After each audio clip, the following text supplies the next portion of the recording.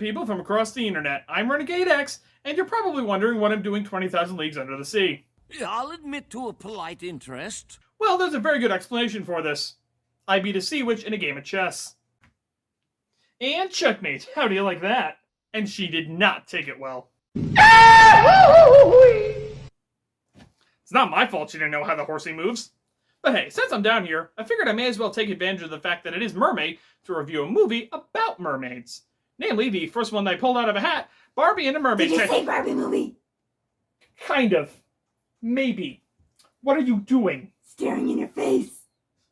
Okay, yes, but why are you underwater? Scuba lesson. Don't you need gear for that? Mm-hmm. Well, okay then. So, want to review the Barbie movie with me? Yes, I would love to. I love the classic Barbie movies. The comedic timing is great. The movie premises are fascinating, and they never fail to make me actually think that the bad guy's gonna win, or if Barbie's gonna actually make the wrong choice. Okay, that's great. No, all I needed was a yes, so... Even though the animation wasn't the greatest, it was still hilarious, and you can almost forget the editing tricks that they had to use. Okay, that's fine, but can we please get back to... And then there's the morals. Sometimes Barbie would tell stories, and then those stories would be the movies, and it was just so good. And so what did you think of the Barbie movies? They're okay. I thought they were fine. I certainly don't remember starting a religion around them. Anyways, now that that's taken care of, let's get right into reviewing Barbie in a Mermaid Tale. So the movie opens at a surfing competition. Wow, this new Wii Sports DLC looks great. So in this movie, it turns out that Barbie is an amazing surfer. So amazing, in fact, that when she gets her hair wet, she turns into a bath toy. Available now at all major retailers for only $19.99. Bug your mom, bug your dad, your happiness depends on it. Once Barbie hears about her hair, she immediately worries about that rather than, not drowning. Oh, please, darling, what's the point of living if you can't look fabulous while you do it?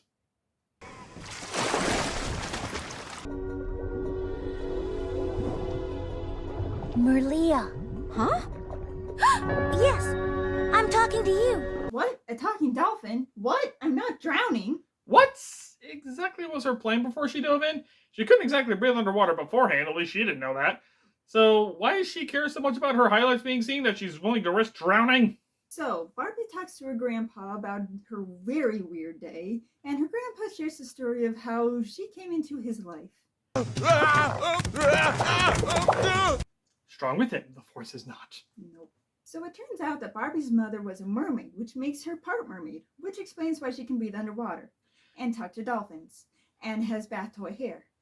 Yeah, at least it would if Barbie spent more than 3 seconds thinking about it and didn't immediately dismiss it as fairy tale nonsense.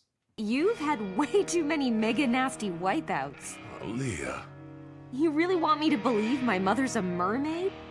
Yes, the pink hair and the breathing underwater and the talking dolphins are fine, but mermaids being real? Now I know you're off your meds. I gotta go.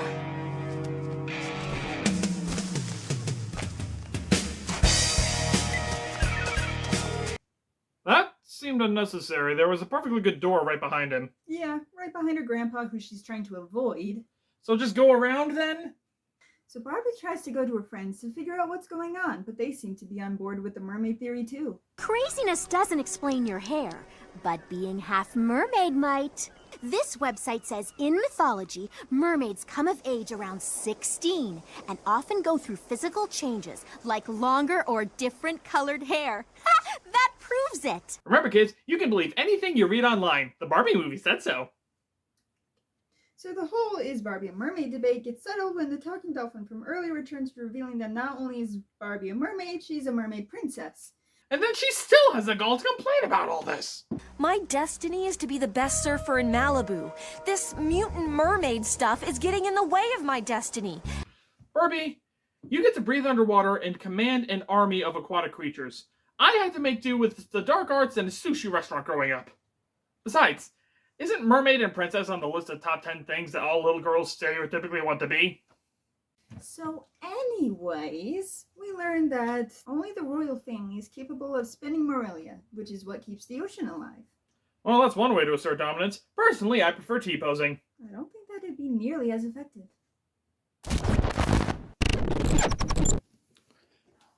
I stand corrected and terrified. So we learned that Barbie's mom is actually being held prisoner by her evil sister, and her Marilia isn't strong enough to keep the ocean healthy. Remember, kids, the ocean isn't dying because of humans dumping all of our waste into it. It's because one mermaid queen is bad at her job at magic. So the dolphin finally convinces Barbie to come down to help them out, and one travel montage later, they're in the city of Oceania. And they have to find Barbie a mermaid tail so she'll fit in. Wait a minute. Are you saying these mermaids are keeping prosthetic tails lying around? No, that'd be silly. They're just keeping tail coverings to cover your legs. Well, why would they need that? It's not like they're ever expecting human company. I mean, the way it's phrased, it's like humans keeping a pair of legs that go over your legs. You mean pants? Shut up.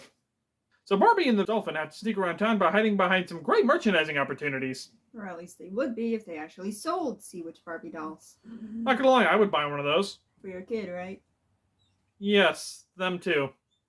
So Barbie arrives just in time to get a daily dose of tyranny in the form of a festival honoring the evil queen. This kid-friendly dystopia is brought to you by the great and powerful Trixie! What makes you say that? Oh, you know, vain usurper of a local town, rules over it with a magically enhanced iron fist, voiced by Kathleen Barr. In fact, the only thing missing is... The great and powerful Trixie doesn't trust wheels. that. So Barbie makes her way to the local mermaid's paint shop. Still not entirely sure why they would need that. And after the mermaids marvel at Barbie's feet, The internet's gonna love that sentence. they start disguising Barbie as a mermaid through the most powerful force of all. Merchandising! Now, they make a slightly big deal out of the Deep Sea 3 player, which is basically a turntable with a fish DJ. What I want to know is if they had to hire the fish separately or if it came with the purchase. And if the latter, is he basically just a really well-trained pet?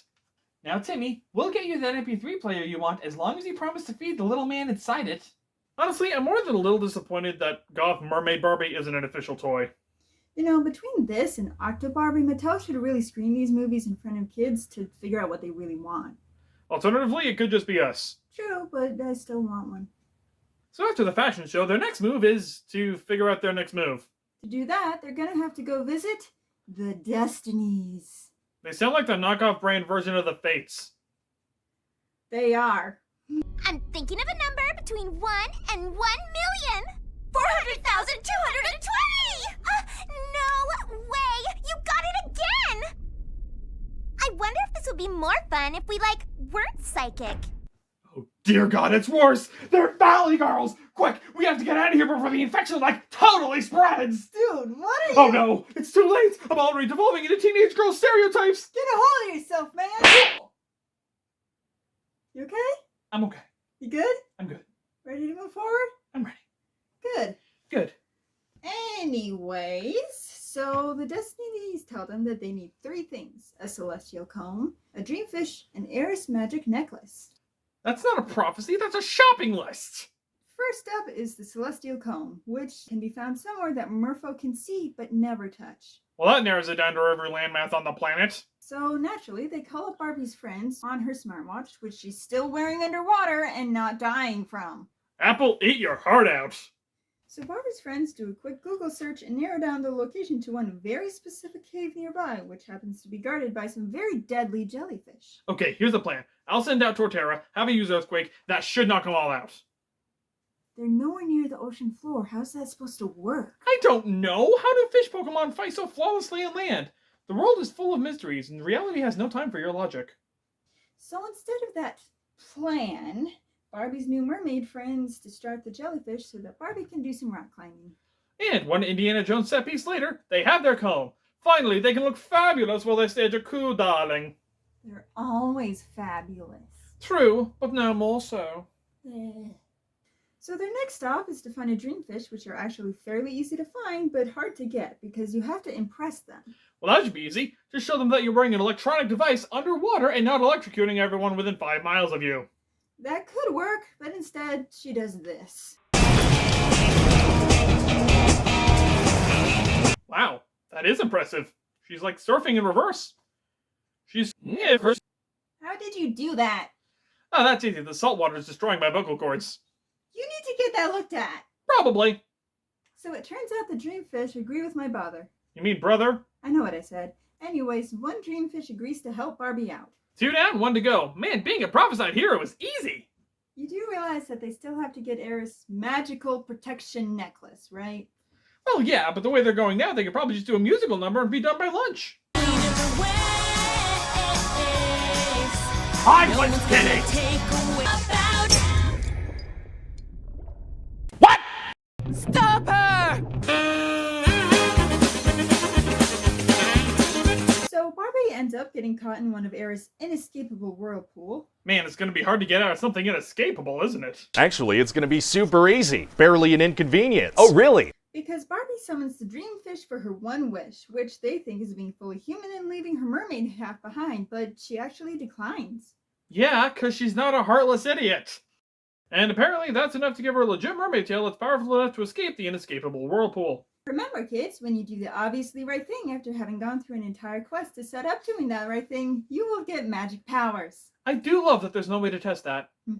So Barbie breaks Eris' necklace and reveals that the old queen is still alive and spinning Morelia, and comes to an interesting conclusion. That's what makes you so angry and jealous, isn't it? You're the only one in the royal family who can't make Morelia.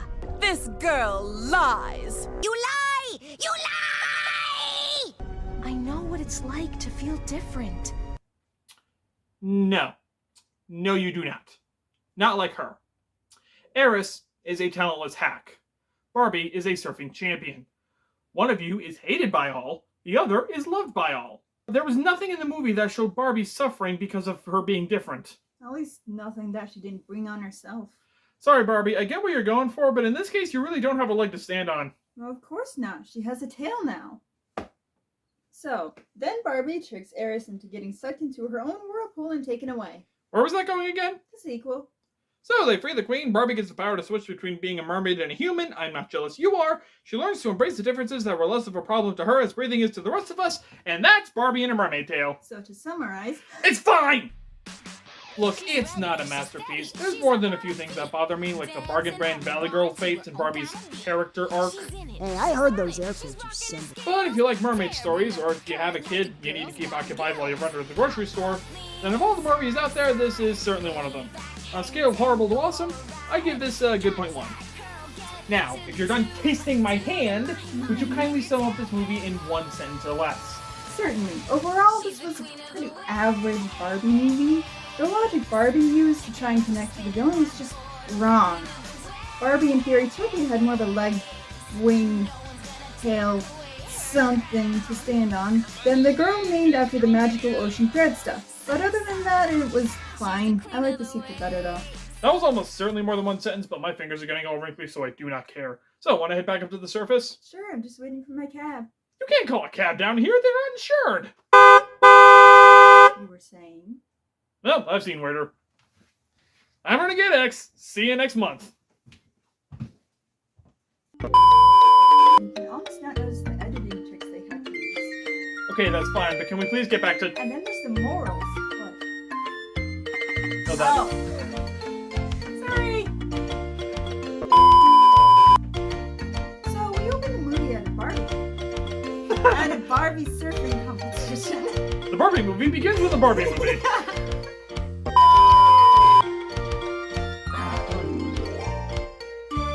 Okay. No, no, no! This! You made it worse! Oops.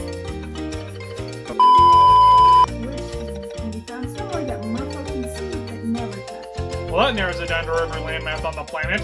Just the coastline though. You can't go inland. I mean, not with that attitude, they can't.